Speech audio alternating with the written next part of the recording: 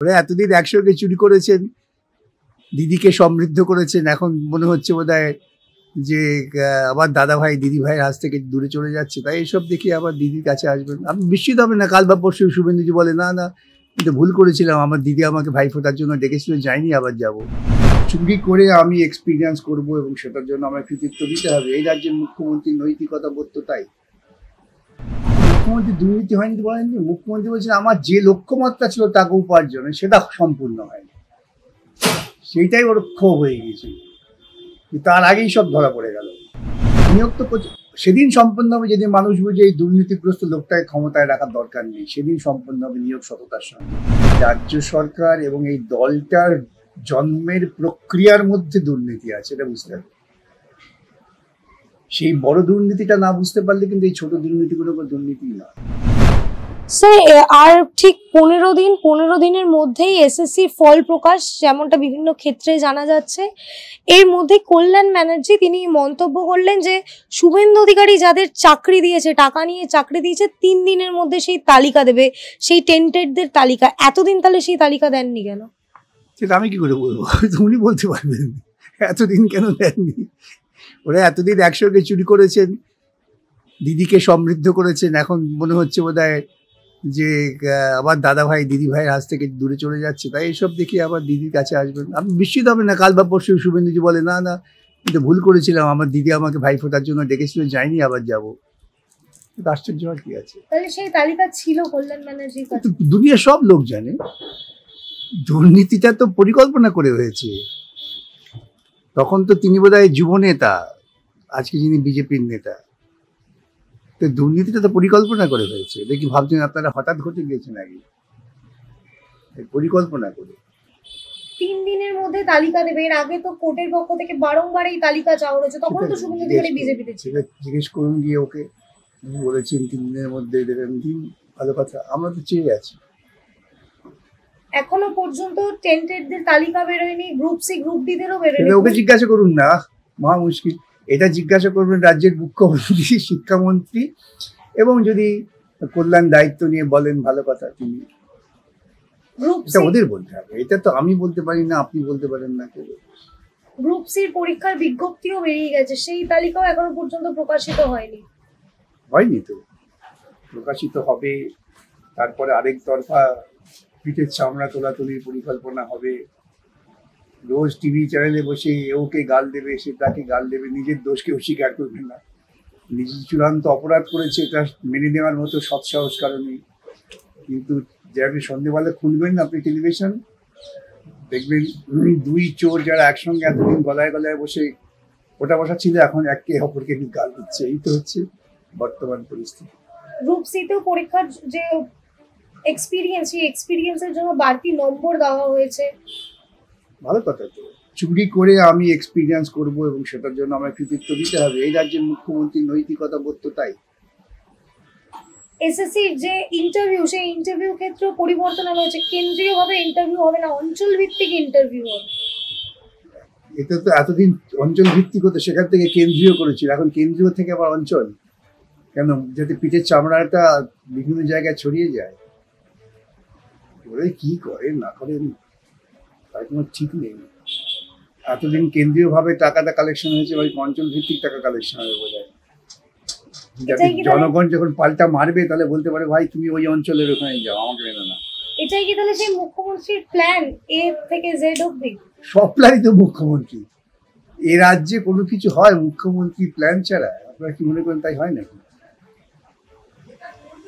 দেখছেন না, আমি বহুদিন পরে শিশির মঞ্চে গেলাম, হঠাৎ দেখলাম একটা বড় পাহাড়ের পাথরের ফলক, কি নবনির্মিত শিশির মঞ্চ মমতা বন্দ্যোপাধ্যায়ের অনুপ্রেরণায়। কোথায় নবনির্মাণ হলো, কি হলো আমি জানি না, কিন্তু নিজের নামটা দিই। সুতরাং শিশির মঞ্চে শুধু নন্দন টন্দন তো হয়ে গেছে, শিশির মঞ্চে ভেবেছিলাম বোধহয় বাদ যাবে না, শিশির ভাদুরীও বাদ গেলেন না, সেখানে অনুপ্রেরণা চলে এসছে।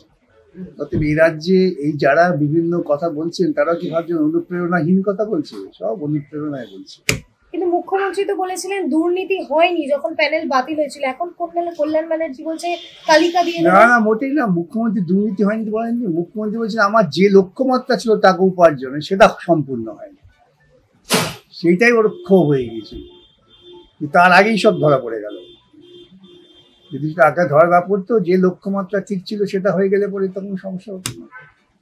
স্যার সামনেই তো প্রাইমারি শুনানি, আর 24 না 48 ঘন্টার মধ্যে কি হতে পারে? আপনাদের তো সওয়াল জবাব চলছে, কি হতে পারে প্রাইমারিতে আপনার মতে? আমি জ্যোতিষী নই, আমি আমার সওয়াল করবো, তারপরে বিচারপতিরা ঠিক করবেন কি হবে না হবে। আমি যেটা বুঝি, দুর্নীতি হলে পরে যে কোনো বিবেকবান মানুষ, তিনি বিচারপতি হন বা সাধারণ মানুষ হন, তারা সেই দুর্নীতিকে প্রশ্রয় দেয়। বেনিয়ম অনিয়ম হয়েছে, দুর্নীতি তো হয়নি প্রাইমারিতে, বারংবার এই চোরেরাও চুরি করেছে নাকি? ওখান থেকে ছিল, আমি নিয়ে চলে এসেছি, চুরি হলো কোথায়? একই কথা। কিন্তু 32,000-এর ক্ষেত্রে যে প্রসঙ্গ হচ্ছে, ডিপিএসসি নিয়েও যে দুর্নীতির অভিযোগ উঠছে। বলতে বলতে ক্লান্ত হয়ে গিয়েছি। এই রাজ্য সরকার এবং এই দলটার জন্মের প্রক্রিয়ার মধ্যে দুর্নীতি আছে, এটা বুঝতে হবে। সেই বড় দুর্নীতিটা না বুঝতে পারলে কিন্তু এই ছোট দুর্নীতিগুলো দুর্নীতি না। রুল ফ্রেমিং নিয়েও প্রশ্ন উঠছে। তো প্রশ্ন উঠবে, প্রশ্ন জবাব দেবে। স্যার এসএসসির যে ফল প্রকাশ হবে, আমরা এসএসসির পরীক্ষার ক্ষেত্রে যে বিষয়টা দেখেছিলাম যে কাস্ট মেনশন ছিল না, কোন ক্যাটাগরি, সেই ক্যাটাগরি মেনশন ছিল, তাহলে কিসের ভিত্তিতে এই ফল প্রকাশ? যা ভিত্তিতে পরীক্ষা দিয়েছে তার ভিত্তিতে ফল প্রকাশ, তারপরে আবার দুর্নীতির অভিযোগ, আবার বিক্ষোভ, আবার মামলা, এটাই তো উনি চান। আপনারা বারংবার মামলা করছেন। মামলা আমরা করছি না, আরে মুশকিল। যারা বেচারা নিজেদের যোগ্যতায় চাকরি পায়নি তারা মামলা করছে। আমরা কি, আমরা তো লেঠেল, যে আমাদের নেবে লাঠি, আমরা লাঠি ঘুরিয়ে দেবো। সিপিএম এর আইনজীবী বিকাশ রঞ্জন ভট্টাচার্য ফিরদৌস, আমি আপনাদের জন্য চাকরি গেছে, মুখ্যমন্ত্রী বারংবার বলেন। এটা তো আমার খুব ভালো লাগছে যে এত বড় সার্টিফিকেট মুখ্যমন্ত্রী দিয়েছে, যে আমরা ছিলাম বলে চাকরিগুলো গেল, দুর্নীতি ধরা পড়লো। ওর রাগটা ওইখানে, দুর্নীতি ধরা পড়লো কেন, এর জন্য বিকাশকে কি সব বলেছিল আমি আসলে উল্লেখ করছি না। আপনারা চান না রাজ্যের ছেলে মেয়েদের ভবিষ্যৎ হোক? আমরা চাই না রাজ্যের ছেলে মেয়েদের ভবিষ্যৎ নষ্ট হোক। উনি যে পরিকল্পনা করেছেন প্রজন্মের পর প্রজন্ম ছেলে মেয়েদের ভবিষ্যৎ নষ্ট হতো, সেখান থেকে রক্ষা করেছি আমরা।